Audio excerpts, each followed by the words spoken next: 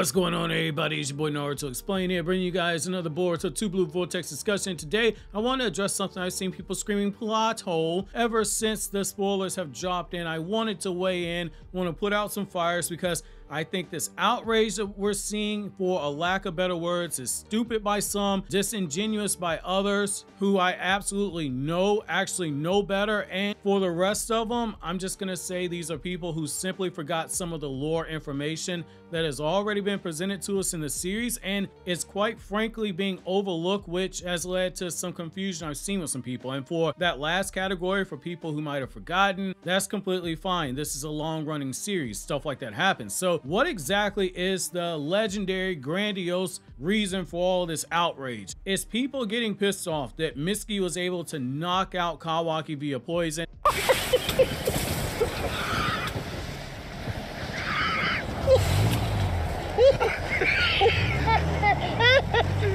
And they're saying that this is a major plot hole in this series, and they're ringing the alarm bells. They're doing all of this outrage. As you can tell, I don't just disagree, I vehemently disagree intensely with this, and it's only something that I got a stronger, intense disagreement for when I saw some of the usual accounts using it to slander the manga chapter itself, and I saw some people disingenuously parroting some of those talking points via screenshots, and I know that these people know better. I'm not gonna drop receipts on that. You know who you are, so I'm not gonna say names or anything like that. However, so what exactly has me fixing my mouth to say so confidently that this isn't a plot hole and that people really need to calm down? So if Otsutsuki can be knocked out of poison, does this now mean that somewhere Shino is rubbing his hands going, finally my time has come to be useful at last? No more grading academy papers. I'm gonna be the hero. I'm gonna save the day. So no, I'm not going that far, but I'm also saying it's not a plot hole if you paid attention to the series very closely, in my opinion. Otsutsuki and things linked to the Otsutsuki clan, they aren't immune to every single thing like people have it built up in their heads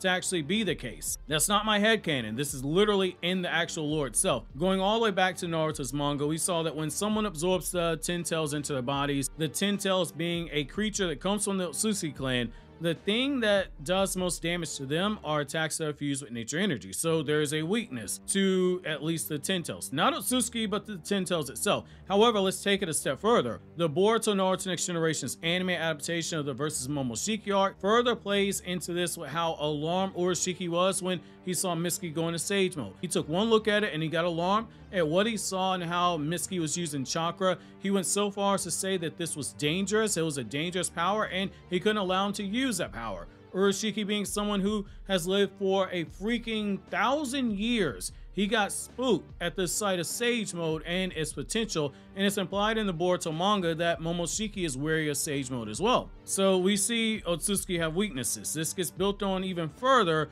when we go back into Naruto's era in the Naruto Shippuden anime. When you go to that filler arc in Naruto Shippuden for the Kage Otsutsuki filler arc, the Toads, they actually trained Hagoromo in gathering nature energy, and that was what gave Hagoromo the extra boost he needed, despite he and his brother already having 6-pass power, evident by both of them using truth-seeking orbs as weapons in the form of their staffs that gave Hagoromo that extra boost he needed in order to damage Kage in their battle. The story then further progresses into Boruto Naruto Next Generation by showing us that Otsutsuki have further weaknesses when it comes to the vessels of the Otsutsuki clan, regardless as if they're 100% Otsutsuki like Jigen or they're only 80% Otsutsuki like Boruto and Kawaki were in the Kara arc. They had weaknesses to chakra attacks that were infused in natural existing properties in the form of water release that uses natural existing water, or fire release that uses natural existing fire, which is how Kashi and Koji could kill Jigen, because it's a loophole to exploit the Karma Seal only being able to absorb things that are all chakra, but it can't absorb things that have natural existing properties. So we've seen countless times the Otsutsuki, they aren't immune in that they have weaknesses that can be exploited depending on what the weakness is. And to further prove it, I want to go a step further and jump right into the center of this outrage, which is the poison itself being a viable option for the Otsutsuki clan, and that it does indeed infect them, and that this whole outrage is much ado about nothing. So if you go back to that Kara arc, Boruto and Kawaki were both 80% Otsutsuki. Boro's poison literally works on them, and when that virus gets into their body and it shuts them down. Both of them were unable to move once it took effect, and they had to be carried away by Sarda and Mitsuki. That was our first sign that poison can affect someone even if they are Otsutsuki genetically, which Boruto and Kawaki were 80% Otsutsuki at that point. However, you might be saying, okay, but they're still 20% human. So if they got affected by poison, then that means that it was clearly their human genetics coming into play. And to that, I will say once again, nope, you're wrong and overlooking something that was already introduced into lore and are being misled by people who are bad faith actors who know better, but are leaving out this context to push their Boruto slander agenda to get views on Twitter or to get views on YouTube or to get upvotes on Reddit.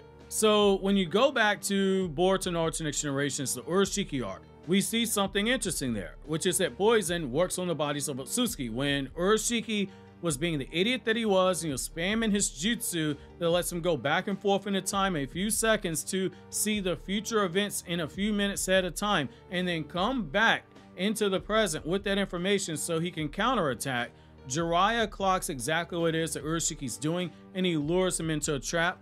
The poison gas inside the Toad's body that they were in, due to Urashiki constantly going back and forth in time like that, had hours worth of time inside of Urashiki's body where that poison was accumulating, and it caused his body to weaken, and as a result he started to panic because it doesn't matter how much he trains up his outside or how strong his outside is, he still has internal organs and the poison was working on him. Now you might be going, okay, but that's Boruto's anime, dog.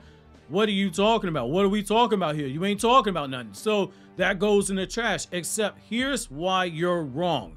As I discussed in my video, Boruto 80% filler debunked, that arc was not only the brainchild of Naruto series creator Masashi Kishimoto, but the story beats were literally written by him and given to Studio Pierrot in the hopes that the whole Urashiki arc, so episodes 120 all the way up into episode 135, would have been turned into a movie, but they ended up adapting that into the anime as an arc, which given the production issues that Studio Pierrot had at the time, and still has to this day, evident by some of their series getting delayed and art looking pretty on some stuff and animation and storyboard breaking down, video for another day. I understand why they didn't go the movie route back in 2020. It's important to remember why Masashi Kishimoto did that, and it's for two reasons. The first reason is that we were at the 20th anniversary of the manga, not the anime like we just celebrated for in late 2022 with that popularity poll that ultimately gave us the Minato one-shot manga in spring 2023. I want to say that in case somebody's confused, but back when the Urashiki arc came out, we were celebrating 20 years of the Naruto manga being in serialization. The second reason is that Kishimoto is literally the person who designed Urashiki back in 2015, before there was even a Boruto anime even being thought about. Boruto the movie initially had Urashiki in the draft for the script, and Kishimoto designed the character for the anime. But Studio Pierrot ended up cutting out sections that had Urashiki in it out the finished product due to the time constraints, as well as the fact that Boruto the movie was a production that had several production issues. Again, Studio Pierrot's had problems for a while, partially due to there being Naruto Shippuden still ongoing at the time. Naruto the Last had just been released, and there was a short turnaround from working on Naruto the Last and simultaneously working on Naruto Shippuden and working on Boruto the movie, which led to one of the animators, a key animator if I'm not mistaken, ended up in the hospital at some point during the actual production, getting out and then going right back to actually work on the movie. The point being, Urashiki got cut out of that story for time constraints, but that was a character Masashi Kishimoto had a soft spot for, and Boruto the movie, his version was something that he wanted to draw as a 10-chapter manga volume before Shueisha said, nope, we're turning this into a movie, this script is too good, movie coming in, which I've discussed here on a short on the channel talking about how Kishimoto almost drew Boruto. I know it's not sexy to go with the anime there, but that arc and the circumstances surrounding that arc make it a valid point of reference, and it's not inconsistent with what we've seen so far, because if Boruto and Kawaki are 80% and they got affected by poison against Boro, if Otsutsuki have immunity to poison, then Boruto and Kawaki would have got said immunity because their genetics were being rewritten into the Otsutsuki genetics of Momoshiki and Ishiki respectively. I'm guilty of dunking on Kawaki, and I'll probably dunk on him again in a video before this month is over, in the sense that I got a really good idea to troll him on the thumbnail of a video, but not necessarily in the video itself. But this outrage, it doesn't make sense to me. This is up there with the whole can Otsutsuki get placed under Genjutsu thing, which that one has more merit to it, even asking that question, even though it's something I'll cover in a future video, because I still get asked that question once every few weeks, and I'm getting tired of always responding to that in DMs. So I'm just gonna put that out there and let that be like my final answer on that. Similar to how I did with the whole Boruto's manga is ending at volume 30. I recommend checking that out because I'm still getting questions from people about that. If you want my take on it, there's the video. I go over the statement that was made in regards to this, my thoughts on the validity of the statement from Ikimoto, and providing extra context. Naturally, you had a few dumbasses that saw the title and they screamed clickbait. Those people can suck every inch of a certain member of my body and they can swallow. Mitsuki being able to use poison on Kawaki and it works, it at least gives you something else to actually consider when coming up with ways to combat the Otsutsuki now. For the most part, every Otsutsuki that we've seen, they've been these unstoppable forces, and every Otsutsuki we've met, they scale past the previous Hokage outside of Naruto, which is insane to think.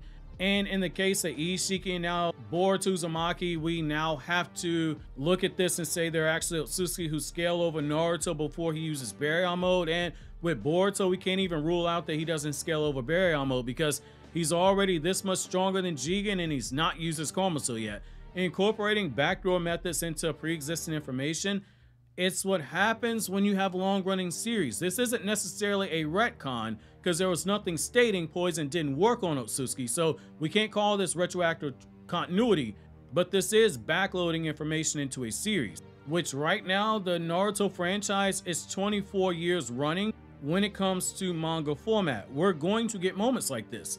No series that runs this long is immune from this happening. For instance, One Piece, one of my favorite series, which, side note, One Piece video essays and topics are going on my One Piece channel, Straw Hat Kryptonian Saiyan, coming in a few weeks because I'm 10 chapters behind on the manga right now. But even in One Piece, for all the planning ahead that Oda does, he still goes back and adds in new information, backdooring it in, like he did by giving devil fruits like the Gum Gum fruit and Awakening. As long as it doesn't contradict what's already previously there in the story, it's fine.